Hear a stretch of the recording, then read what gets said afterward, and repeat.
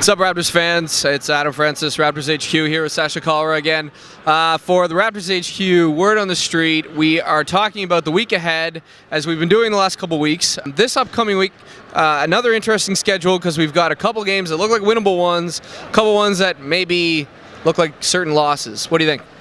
We play Charlotte, then we play Philly, and then Cleveland, and then the Oklahoma City Thunder.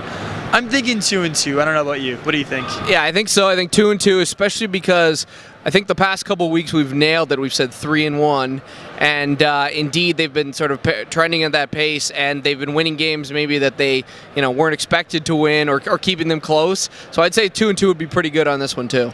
Yeah, I mean, so let's start off. We got Charlotte first on Tuesday, and that's at home or on the road? I believe that's on the road, right? No, that one's home. That one's home? Okay. Well, I mean, we've had a couple of losses already this year against Charlotte, and we should win that game, and on paper we're a lot better than them, but you never know with this Raptors team. Guys like Kemba Walker, Corey Maggette, it's unfortunate, but they can slice us up, and we don't know what we're going to get on the other end, so it's a little hard to predict.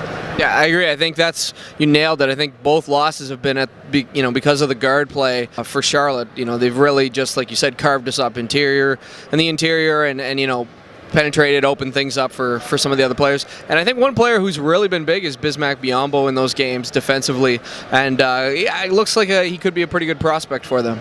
He was a guy I think we might have looked at in the draft last year, but I mean, a lot of teams did pass on him, so good on him. He's proving a lot of people wrong. And so then after that, it's the same thing, the schedule, home, and then next day flying, so then off to Cleveland. I believe it's Philly, actually. Thank you, Philly.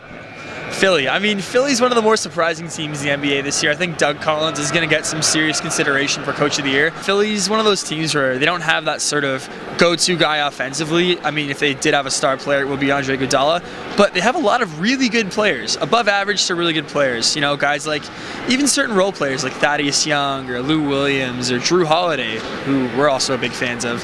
So, yeah, Philly, I mean, I can't see us winning that game. I don't know about you. No, I can't. I think Philly is one of those teams that plays so well defensively too, that I think the Raptors, especially minus some of some guys like Barbosa now, just they'll struggle to score, and I think that'll be a loss. So then we go from there, and then it's Cleveland, and that one is at home. That is at home, but Cleveland's, again, they're one of those teams that I believe they do have a better record than us, and they're well coached. Byron Scott has them well organized, and it's another potential loss or potential win. It's really hard to flip. I mean, maybe we flip a coin and see what happens. But guys like Kyrie Irving, Tristan Thompson, and they've got a lot of really good high-energy guys. And I mean, they made that trade with LA about a couple weeks ago to get rid of Ramon Sessions and get that draft pick. So they're a team that's rebuilding the right way. So I'm looking at them with kind of envious eyes. Oh, absolutely. That's a really good point, because they've got a lot of guys that you look at and say, those are the kind of guys you'd need for a foundation. You've got, a top-flight point guard, and you've got a big man that can rebound, block shots, and hopefully, really turn his offensive game, around. He's good in close, but this is, it's an area he has to work on. And so then, so I would say the same thing. Who knows how that one goes? And then the last, you go to OKC on the Sunday. Yeah, no chance. Absolutely no chance. I believe it was when they played Minnesota, the Thunder. It might have been a week or two ago, but Kevin Love had something like 51 points and 17 rebounds. But it's funny how we take that for granted. But one thing that sort of stood out for me was that Kevin Durant, James Harden, and Russell Westbrook combined for something like 90 points. That's more than the Raptors usually score. So when you have three players in the other team who can outscore our whole team, it doesn't look so good. Especially the Thunder playing so well lately, beating teams like Miami, and they're really, you're blowing them out too. Yeah, exactly. So I would say that we chalk that one up for a loss, which is good if you're on board the tank. If you're for some reason not, well, I don't really know what to say.